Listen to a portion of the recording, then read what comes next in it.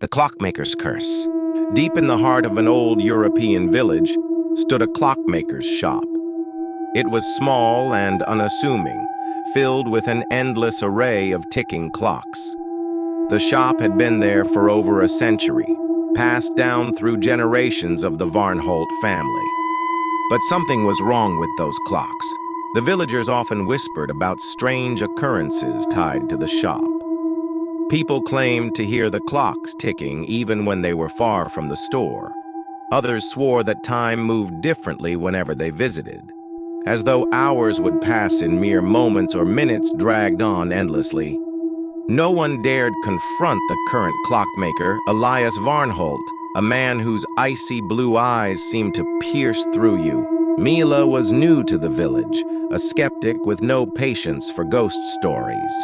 When she heard about the shop, she laughed and decided to visit, hoping to find a unique clock for her collection. The moment she stepped into the shop, a heavy silence replaced the usual village chatter. The air was thick, the dim room illuminated by a single flickering lamp. Clocks of every size and design lined the walls, their synchronized ticking filling the air. Elias greeted her from behind the counter, his voice soft but chilling. "You're looking for a clock that suits your soul," he said without asking.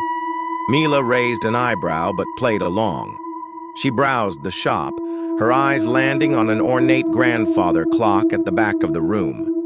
Its face was made of polished silver, and its pendulum swung slowly, almost hypnotically. "How much for this one?" she asked. Elias's smile widened, though it didn't reach his eyes. "That clock chooses its owner. If it speaks to you, it is yours. No charge." Mila hesitated, but eventually agreed. She left the shop with the clock, its rhythmic ticking filling her small cottage. That night, Mila was startled awake by a sharp noise. She looked at the grandfather clock, its hands spinning wildly.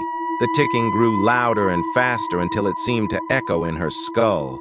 She stumbled out of bed, her ears ringing, and tried to stop the pendulum, but it wouldn't budge. Then she saw the shadows. Figures danced in the moonlight cast through her window. They didn't move naturally. They flickered, their shapes contorting. One by one, the shadows emerged from the clock, taking on horrifying forms. They whispered her name. Mila screamed and ran for the door, but the room stretched unnaturally, the exit growing farther away with every step. The shadows surrounded her, their whispers turning to low, guttural laughs. The next morning, the villagers found Mila's cottage empty, the grandfather clock ticking steadily. Her belongings were untouched, but Mila was never seen again. The clock was returned to Elias's shop, where it waited patiently for its next owner. The Forgotten Patient. In the outskirts of a city, long abandoned and overgrown with weeds, stood St. Marcus Asylum, a relic of the past. Closed decades ago under mysterious circumstances, it was a place of urban legends, ghost stories, and dares whispered among teenagers. But no one stayed there for long. Dr. Evelyn Hart was a historian specializing in forgotten institutions. When she discovered records of the asylum, she became obsessed. The files spoke of strange experiments, unapproved treatments, and one patient only referred to as Patient 1047.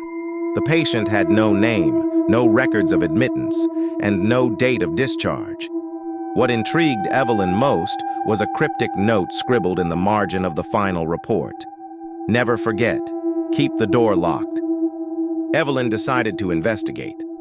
Armed with a flashlight, camera, and notebook, she ventured into the asylum one stormy evening. The rain pounded against the broken windows as she stepped into the crumbling lobby. The smell of mildew and rot filled the air, and her footsteps echoed ominously down the hall. The asylum was a maze of decay, its walls lined with peeling paint and rusted doors. Most rooms were empty, but Evelyn took photos documenting what she could. Then she found the records room, its door slightly ajar. Inside, she discovered stacks of files, brittle with age.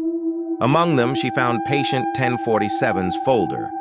It was mostly blank, save for one chilling note. "Still here. Do not open the door." A shiver ran down her spine, but her curiosity outweighed her fear. She noticed a key taped to the back of the folder labeled 1047. The file didn't mention where the room was, but Evelyn's search led her to the basement. The air grew colder as she descended, the flickering beam of her flashlight casting eerie shadows. At the end of a long corridor, she found it. Room 1047.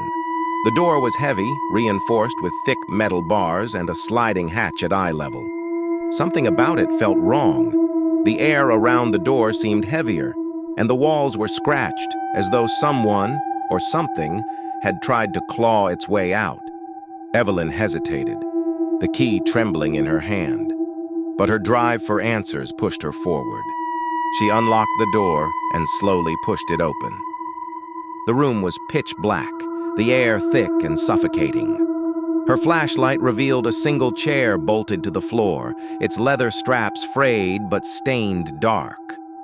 On the walls, strange symbols were carved, spiraling and twisting in ways that hurt her eyes if she stared too long. Then she heard a soft, raspy breath. She spun around, but the room was empty. The door creaked, swinging shut behind her. Panicking, Evelyn rushed to grab it, but it slammed with a deafening clang. The breathing grew louder. "Who's there?" she whispered, her voice shaking. The symbols on the walls began to glow faintly. Shadows gathered in the corners, coalescing into a form, tall, humanoid, but wrong. Its face was featureless except for a wide, jagged smile. "Why did you open the door?" it rasped.